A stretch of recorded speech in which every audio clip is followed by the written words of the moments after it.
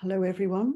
It's lovely to be with you, and I'm very pleased to have this opportunity to share with you some of my thoughts about the legends of the Holy Grail, and in particular the role played by the Faery race in these legends.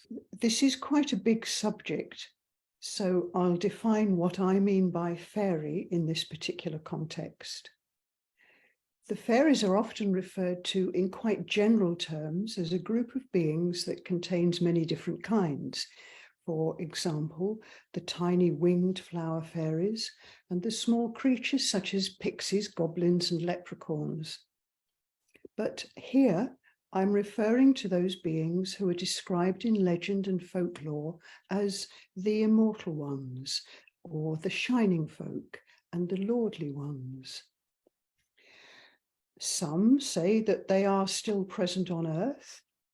Others suggest that they inhabited the Earth a long time ago when they lived side by side with human beings, or perhaps even at one time had a greater presence than human beings.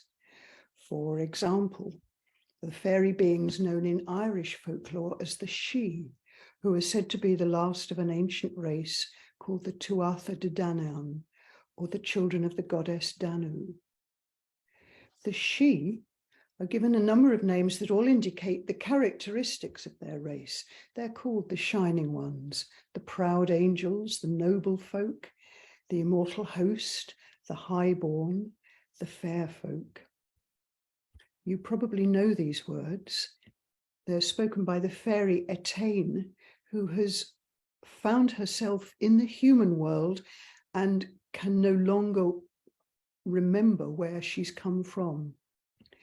How beautiful they are, the lordly ones, who dwell in the hills, in the hollow hills. They have faces like flowers, and their breath is a wind that blows over summer meadows, filled with dewy clover. Their limbs are more white than shafts of moonshine. They are more fleet than the March wind. They laugh and are glad and are terrible. When their lances shake and glitter, every green reed quivers.